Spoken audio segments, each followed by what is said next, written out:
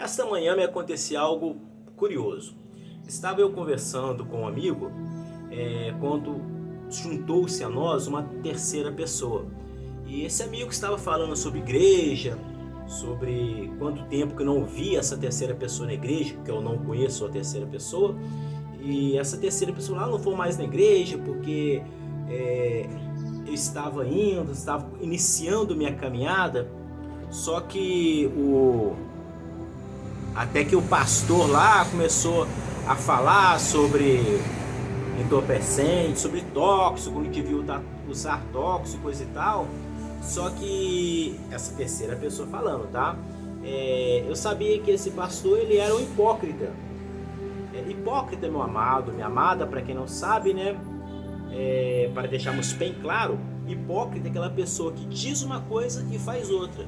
É aquela pessoa que não pratica o que faz. Aquela pessoa que fala que é justo, que fala que é direito, que fala que faz tudo certinho, mas na verdade faz tudo errado. É uma pessoa dissimulada. Então, essa terceira pessoa disse para o meu amigo assim, então, esse pastor, ele dizia que eu podia fazer uso de entorpecente, mas eu sabia que ele ia lá na determinado lugar para poder para buscar determinado produto, para fazer uso de determinado tóxico, e que afinal de contas eu sabia que essa pessoa não era o que estava pregando que ele era e nem estava pregando para o que devia ser. Então essa segunda pessoa que estava conversando anteriormente comigo, esse meu amigo, ele disse o seguinte: veja bem, fulano, essa pessoa aí não passa de um sepulcro caiado. Aí ele perguntou assim: o que seria um sepulcro caiado?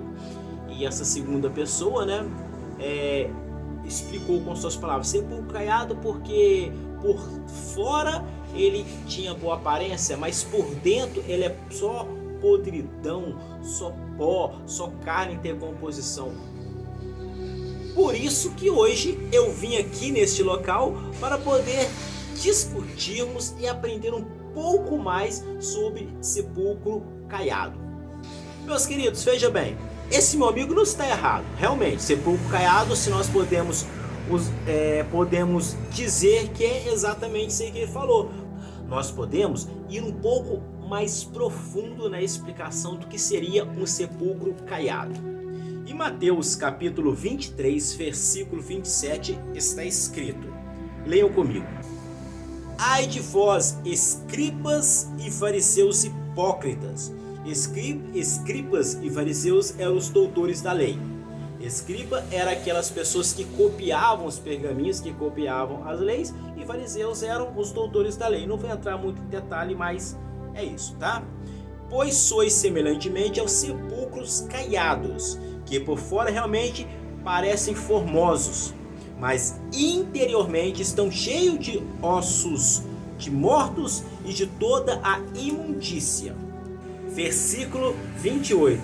Assim também vós, exteriormente, parecem justos aos homens, mas interiormente estáis cheios de hipocrisia e iniquidade.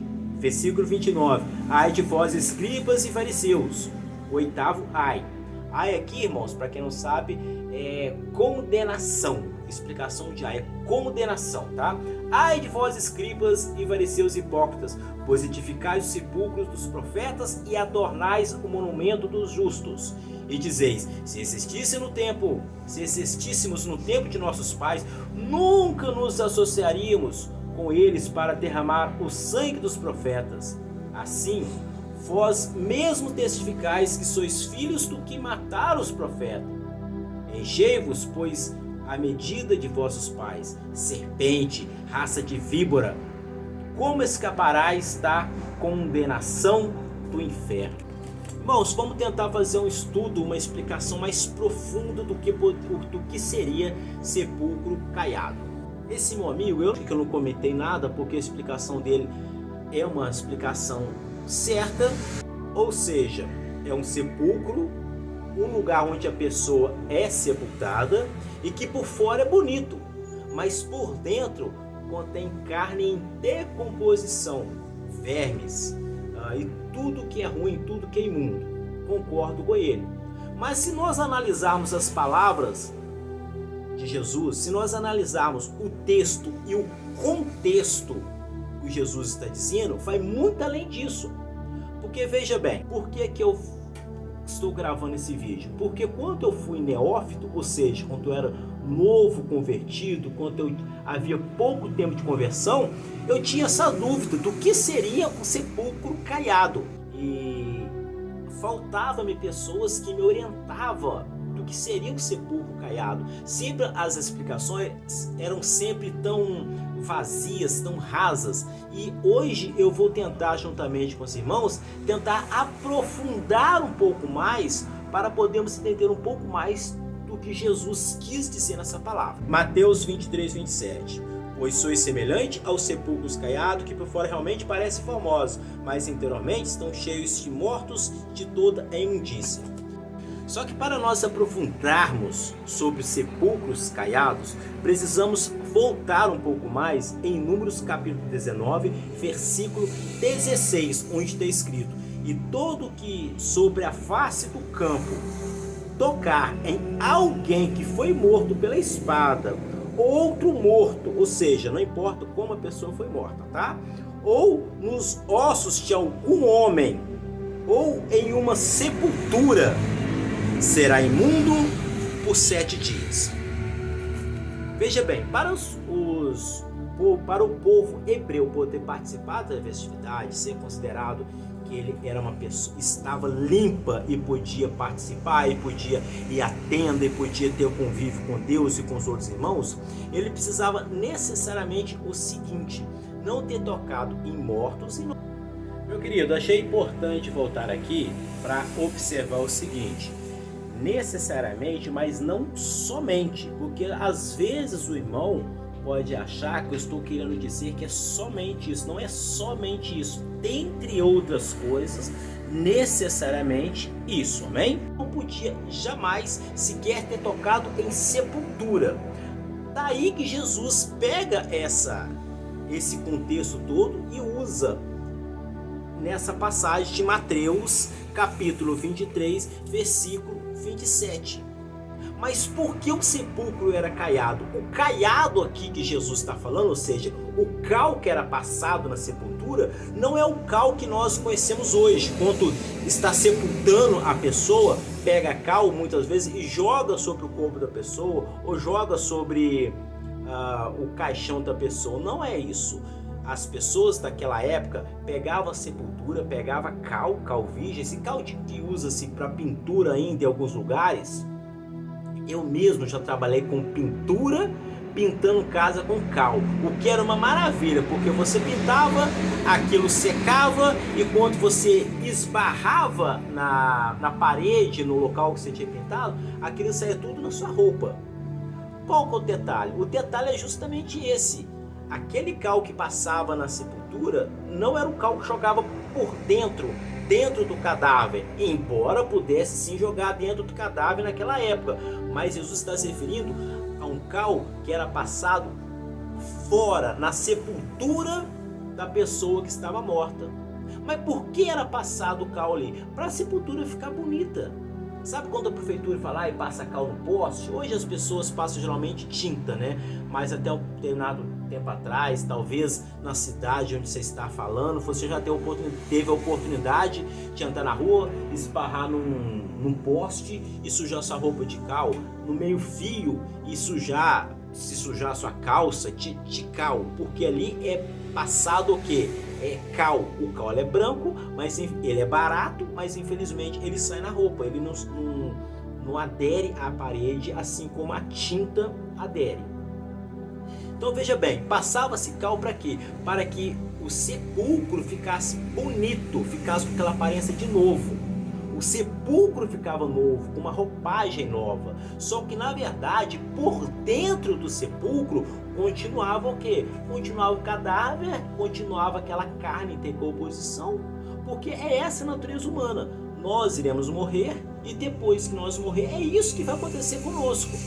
Então, aqui no versículo 28 está escrito assim: assim também vós, exteriormente, pareceis justos aos homens, mas interiormente estão cheios de hipocrisia e iniquidade. Mas por que Jesus fala isso? Porque Jesus era Deus, e Deus, ele sonda os nossos corações e sabe o que está nos nossos corações. Vamos dar um exemplo melhor. Vamos supor que você vai fazer um negócio, você vai comprar um carro. Você chega para o vendedor da loja e diz o seguinte: olha, vendedor, esse carro tá bom? Como é que tá o motor dele? Ele fala: não, o carro tá excelente, o carro maravilhoso, o carro não tem problema nenhum, pode comprar sem medo, confie em mim. Você vai e compra o carro da pessoa porque você acredita no que ela fala. A face, aquela imagem que ele está passando para você, mas você não conhece o interior dele. E no interior dele, o vendedor muitas vezes, ele sabe. E o que ele sabe? Ele sabe que o carro, que o motor do carro está prestes a bater, que tem um problema, que tem um vazamento, às vezes o carro tem uma multa, às vezes o carro está com um problema, mas ele não vai te falar. Por quê? Porque ele é uma pessoa, nesse caso, esse vendedor hipócrita, não que todos os vendedores de carro sejam assim, claro que não são. Há pessoas de confiança ainda na humanidade, mas o fato é que tem pessoas que fazem exatamente isso. Usam para poder enganar o próximo e tirar vantagem em cima do próximo. Mas continuando, aí você compra o carro da pessoa e depois descobre que na verdade o carro está cheio de problema. O que essa pessoa fez? Essa pessoa então, ela usou o conhecimento dela para lubrificar você. E muitas vezes, muitos pastores fazem exatamente isso. Eles dizem uma coisa, pregam uma coisa que não acreditam. Dizem uma coisa que na verdade é outra coisa. Qual que é o grande X da questão, irmão? O X da questão é que nós, cristãos, precisamos ter um pouco mais de cautela e não sair simplesmente acreditar no que as pessoas falam. Nós precisamos ter fé genuína e fé verdadeira, mas fé genuína e fé verdadeira em Cristo, porque a palavra de Deus diz que no meio de nós, ou seja, no meio da congregação, ou seja, no meio do povo de Cristo, haverá lobo em pele de ovelha. A palavra de Deus diz que muitos de nós serão enganados. E nós precisamos ter essa cautela. Então veja bem, versículo 28. Assim também vós exteriormente pareceis justo aos homens, mas interiormente estão cheios de hipocrisia e iniquidade. Meu querido, minha querida, nós precisamos realmente ter mais cautela. É lógico, não deixaremos nós de adorar o nosso Deus, não deixaremos nós de ir à igreja, de cumprir nossas obrigações na igreja por causa dos falsos profetas, porque o nosso amor e o nosso culto é a Deus e não ao homem, deve ser a Deus e não ao pastor. Versículo 29. Ai de vós, escribas e fariseus hipócritas, pois edificais o sepulcro dos profetas e adornais o monumento dos justos. E dizeis: se existisse no tempo de nossos pais, nunca nos associaríamos com ele para derramar o sangue dos profetas.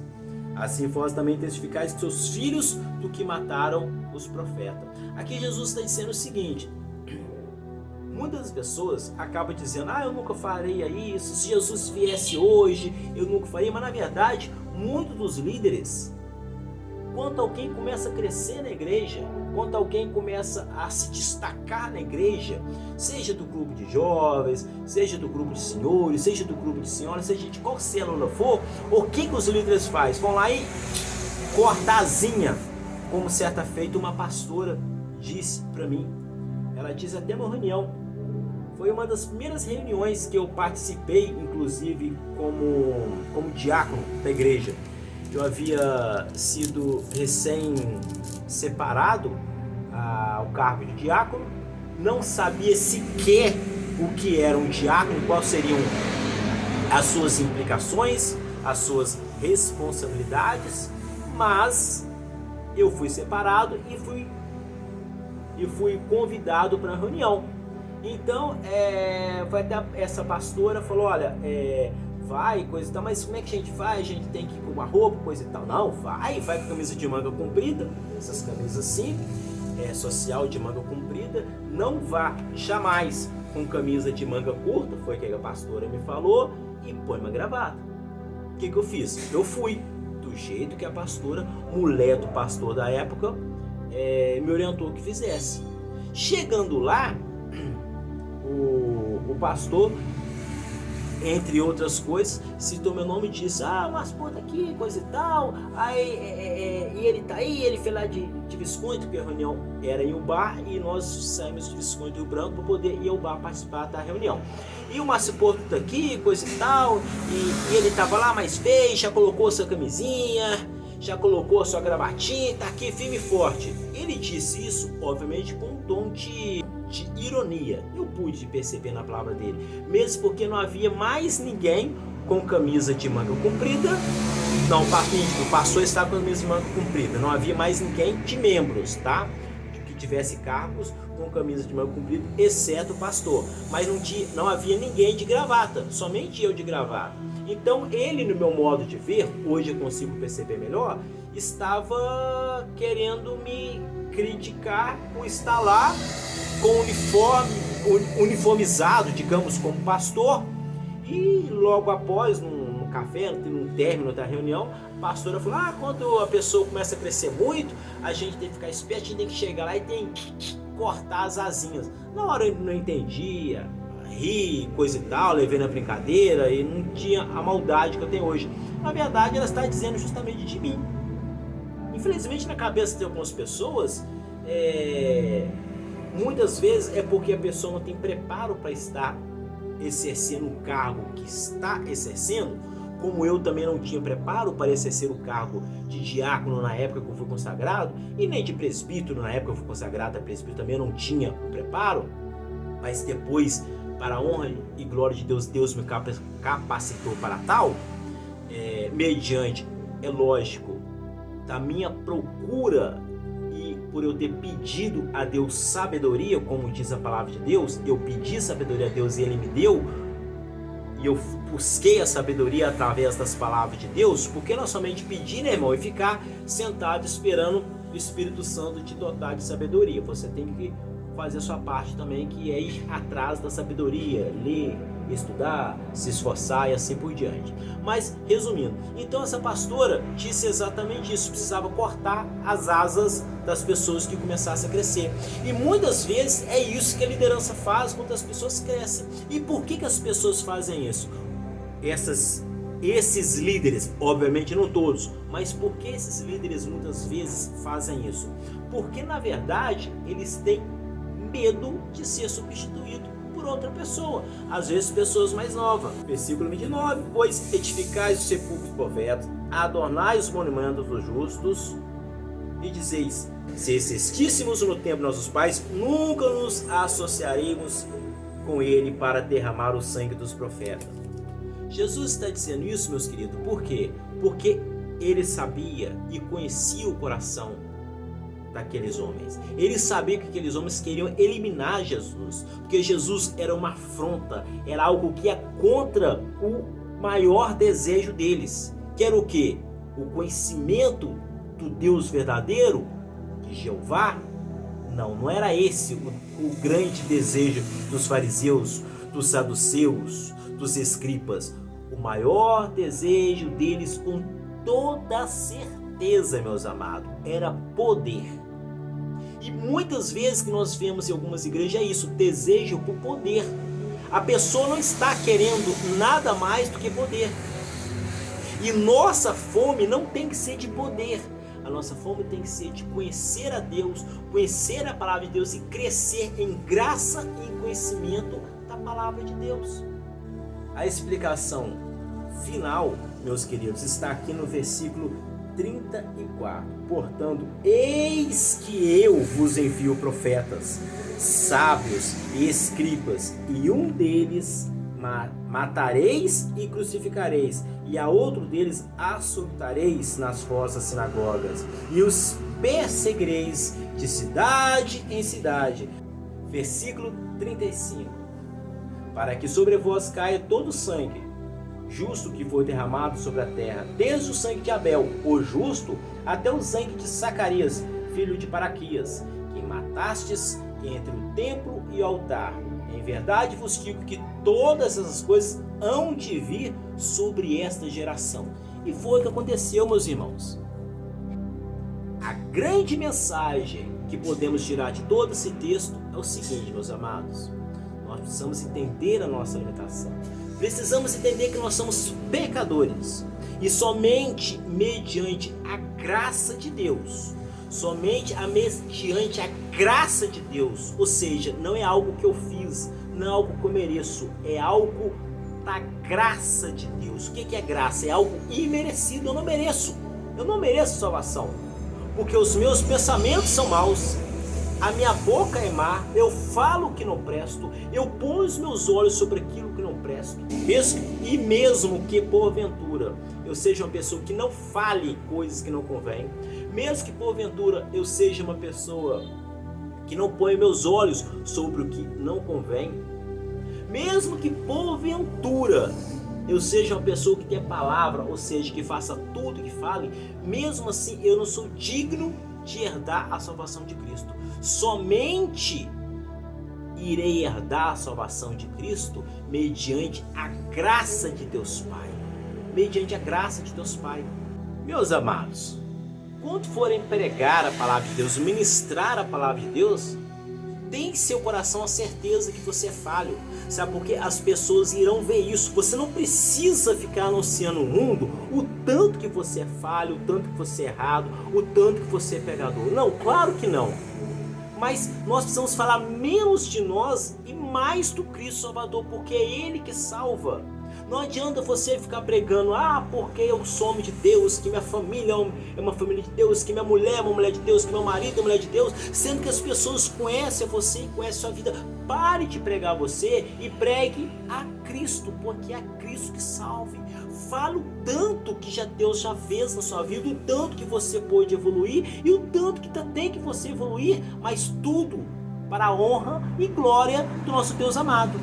Muito obrigado por assistir até aqui. Se você gostou, deixe o seu joinha, compartilhe, deixe um amém escrito aqui embaixo. Um amém somente. Este seu amém vai ser muito importante e ajudará no engajamento deste vídeo. Muito obrigado e não saia antes da bênção. Que Deus te abençoe e faça brilhar o seu rosto sobre ti. Que o Senhor te dê paz. Sim. Que Deus sobre ti levante o seu rosto, que te guarde e te abençoe, misericórdia tenha Deus de ti. Amém.